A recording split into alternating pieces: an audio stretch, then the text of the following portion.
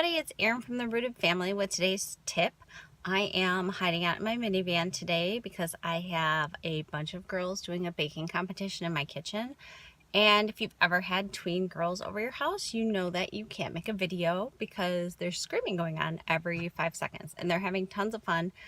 And my kitchen is a disaster area, but this is a really fun way for them to bond, and they love doing baking and pretending they're on baking shows. So anywho, so today's tip and trick is we're going to be talking about packing lunches for kids' school. Number one, if your kiddo is going into kindergarten or above, they should be packing their own lunch for school.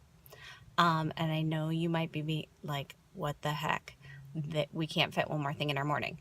Well, I'm not asking you to fit another thing in your morning. I am saying we are going to get it all done on that prep day. So if you read my meal plan, you know that you have a shopping day and a prep day, and that takes care of everything for anywhere, depending on how much you want to do in a day, for a week, or it could take care of it for a month, depending on how long you want to spend in the kitchen that day. Same thing with lunches. So let's go through what you should be doing and what your kids should be knowing about packing a school lunch and why it's important.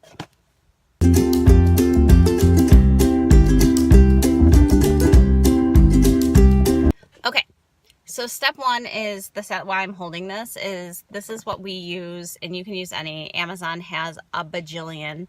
I'll put a link to some of them in this newsletter. And you can do as many compartments as you want. They have them with 4 or 5, 2 compartments. You can do less. And then my kids have the lunch bags that already have the freezy things built into them, like they are already freezy bags, so they stay cold the whole time.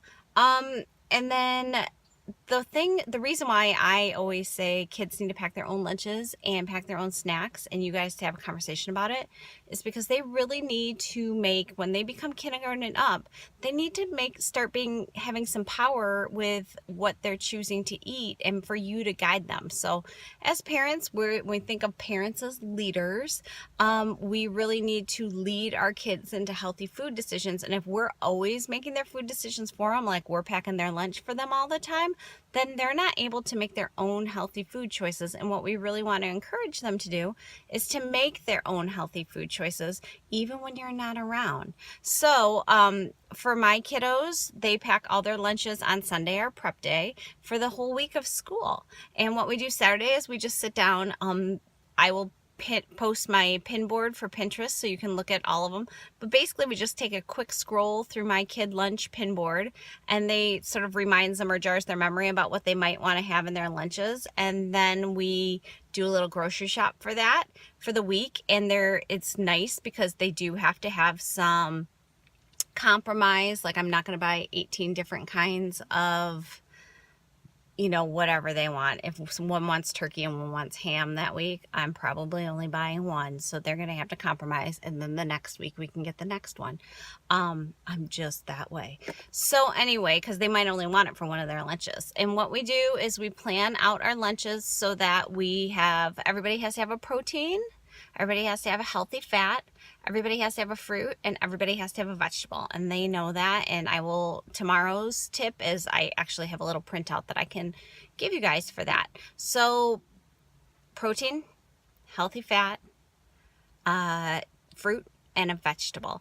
And when we started this whole thing, my kids had no idea what a healthy fat was. So that was a good learning experience for them to sort of talk about what a healthy fat is and how to incorporate nuts and avocado and all those really great things for your body into your lunch and make it fun. All right, so we're on to tip number 2. It's coming up.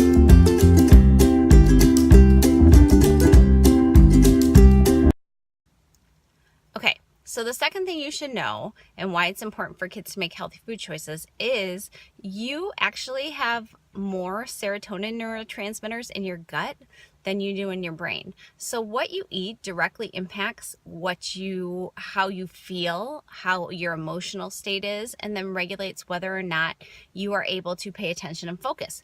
Which, if you're sending your child to school every day, you want to make sure they have the most healthy lunch possible so they can make it through the second half of their day and feel good and be able to think. It's kind of like having a car that has to drive cross country, and you have two choices of fuel. You can have premium fuel that is very clean and clean burning, or you can put sludge in your car. And you probably, if you want to make it all the way from point A to point B without a breakdown, you want to put the premium in your car. Same things with kids' lunches. You want to put premium nutrition and nutrients in their lunch so that they can make it through the whole day. And you don't want to put sludge that slows them down. And like I said, directly your vagus nerve takes what's happening in your gut and sends it to a signal in your brain. And actually, your gut is telling your brain and giving it information more than your brain sends to your gut. So that's an important distinction too. When they say you are what you eat, you literally are what you eat, and your ability to think and focus and learn is directly impacted by what you're putting in your body. So while you might have to break some bad habits at first, you might as well start off the school year just telling everybody what the game plan is and getting everybody involved in healthy food choices.